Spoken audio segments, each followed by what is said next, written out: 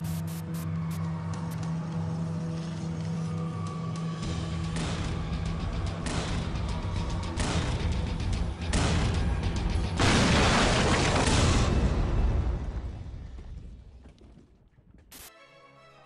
day, ladies and gentlemen, welcome back to the Cogscast. My name is Klokwerk, and this is Orcs Must Die by Robot Entertainment. When I was doing my news show the other day, I noticed that Robot had released an announcement trailer for Orcs Must Die 2, and that reminded me of a first look video done by Total Biscuit, and that reminded me that I haven't played a good tower defense game in a while. So since it's been ages since I played Bastion, I decided to give this a go for a new long play Let's Play series. I know, huge gap between part 1 and part 2 of that. But I gotta play me some game, and that means I need to work whilst doing it, and that means recording it whilst I play it, and that means posting it, which takes a long time. It's a vicious cycle, what can I say? Anyway, Orcs Must Die is a tower defense game combined with third-person perspective combat. You place your towers purchased with a resource, rune coins by the looks of them, from a limited slot hotbar filled with spells. This is to say, you select your spells before the levels, spend rune coins to pay for the traps within them, and summon the traps via magic into the environment.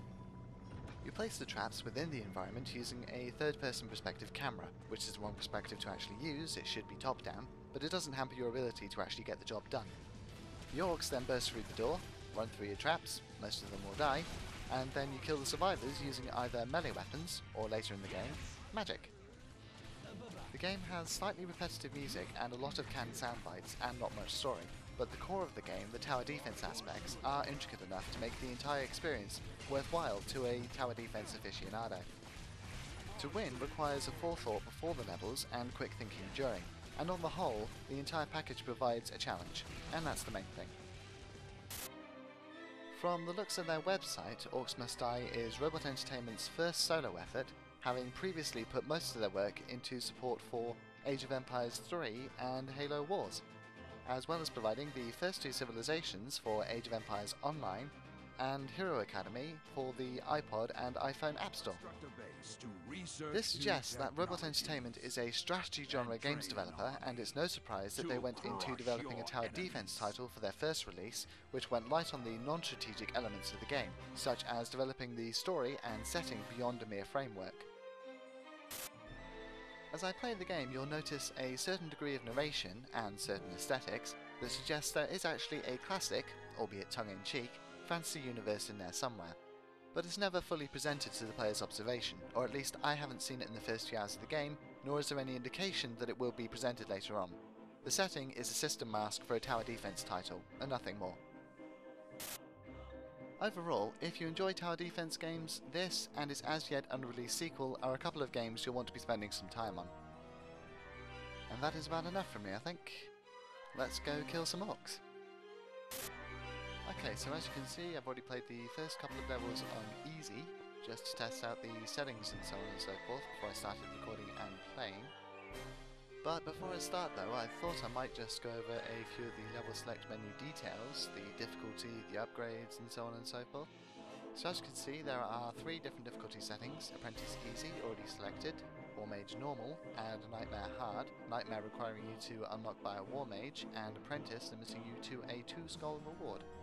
During this playthrough, I'm going to play Apprentice first, and then War Mage, and then Nightmare, because I love tower defense games and gotta play all the levels of this.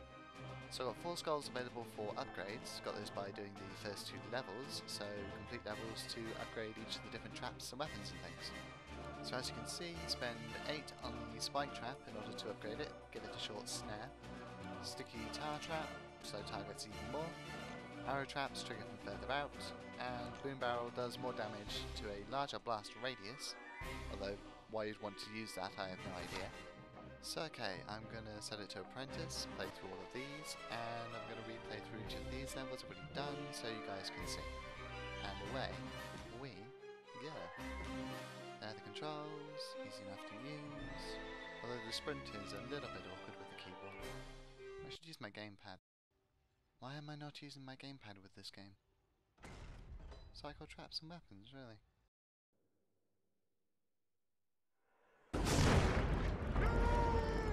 Shall not pass! killed thousands of orcs and defended dozens of rifts.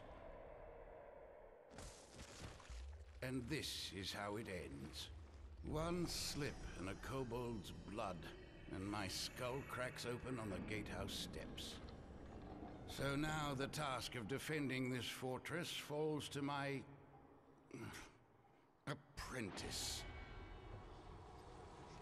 That's it then.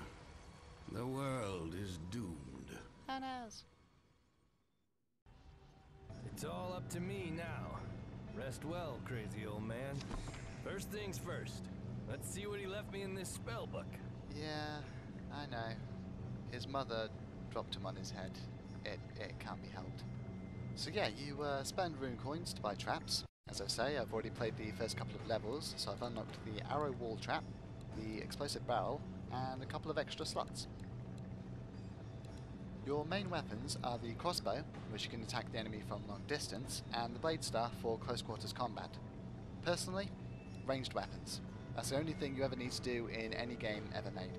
Don't bother with the melee stuff, because the melee stuff runs a risk of you getting damaged. Ranged weapons, you don't run a risk of getting damaged at all, you can just stand back and shoot. In fantasy games, you're limited by the rate of fire and all sorts of stuff of the older kind of weapons. In modern games, that's a very tricky thing to pull off, because obviously the precision, the range, the ammo clips, modern tech completely negates the side effects of retro tech, and makes melee weapons basically useless. Generally, the designers end up customizing the enemies, so they have unfair advantages against the modern tech, but in fantasy games they do it the other way around and simply make the weapons weaker than their modern counterparts. This is a generalization, obviously, and shouldn't be taken too literally, but generally, that is what they do. What does this thing do? Orc warrior. So okay, right, that's just who I'm up against, fine. Yeah, so these guys are easy, they just come out the gate and rush you, no problem. Spike traps, put them on the floor and spike them from below. Tower traps, general slow tower. Arrow walls, I like arrow walls. Arrow walls are cool. You just stick them on the wall and they basically act like spike traps, apart from they shoot sideways and obviously have a bit more range to them. Boom barrels. These things are bloody stupid. I mean, they cost like 200 each, half the price of a tower trap, 1/4 of an arrow wall, or 100 less than a spike trap, and all they provide is a one-shot boom. Stupid.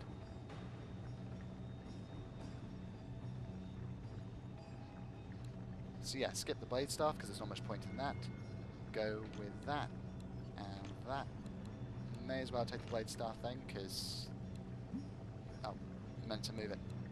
May as well take the blade staff then, because I've got the room. Spike traps. Obviously, like, slow them down and then hit them with the arrow wall when they're all bunched up.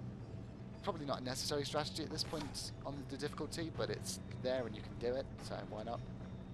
You've got the time in the world initially to place your traps, but once you hit the G button, they'll start coming towards you.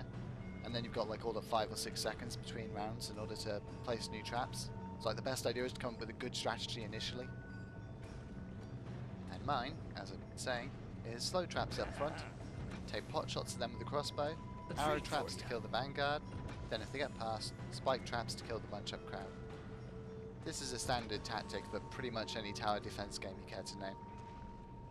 Generally works.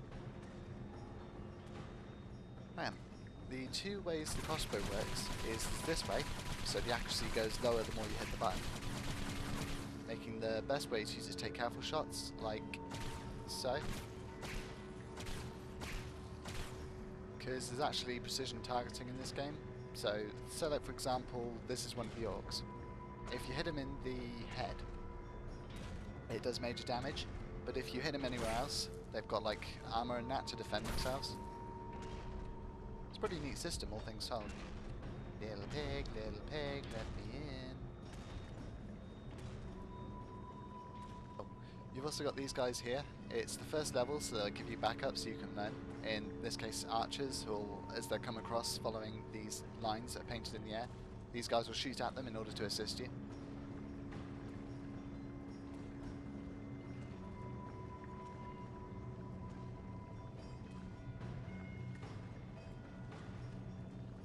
Gotta be careful though, because once they get up here, they'll run up and attack these guys to allow the others through the rift at the back here.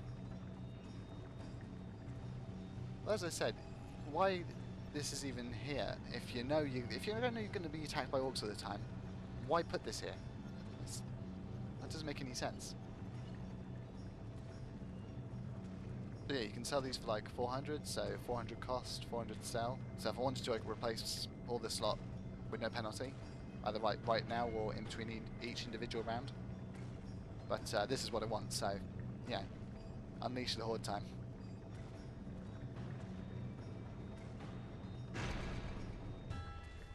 Check these guys out in the top right hand corner. These guys were like coming towards the gate, but that begs the question, who the hell was knocking on it a minute ago? Sup?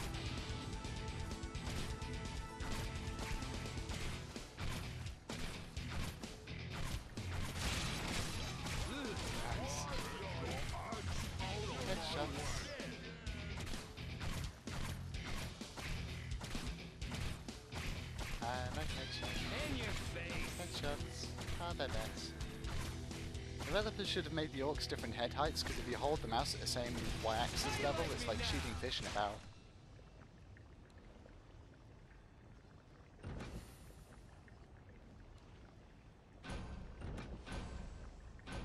So you got plenty of time to put your traps down, and it's pretty easy too, actually.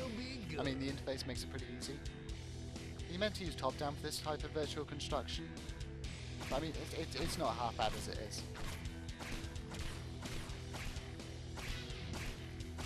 Actually, that's the point. These guys are pretty intelligent, because like they run to the side, so I can't actually get a proper line of sight down the alley.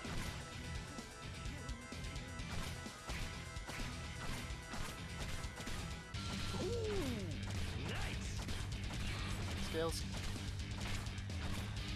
You guys have not got a southern hope. Later on, these archers are really freaking useful when you buy like 20 of them. It's like they just completely hose down the enemy.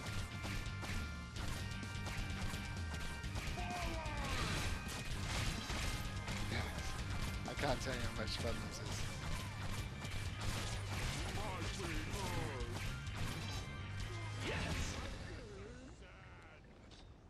It's only 3 rounds at this level. Either because it's the first level or because of the difficulty, I'm not sure.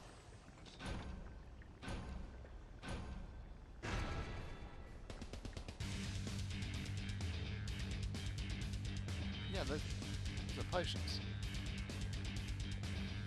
Yeah, you got health and mana bar, so you can either like attack normally, which is free, or you can go like this, which stuns them. It's quite useful later on. Bosses. Shut up. In your face. Quite so. Ugh, I think I'm gonna be sick. Don't. I'm not cleaning the floor.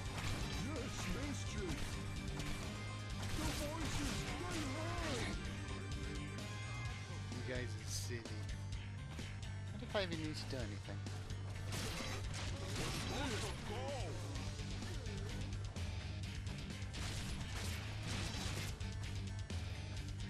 I love the physics, how they get like thrown off to the side. Okay, so doing something might be a good idea.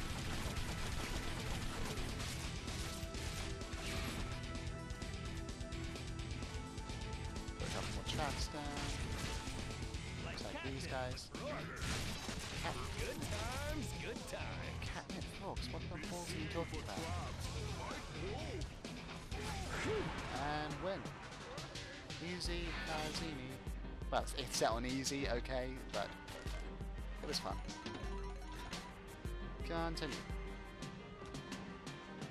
Yeah, you can move straight between the levels just by clicking continue, so good.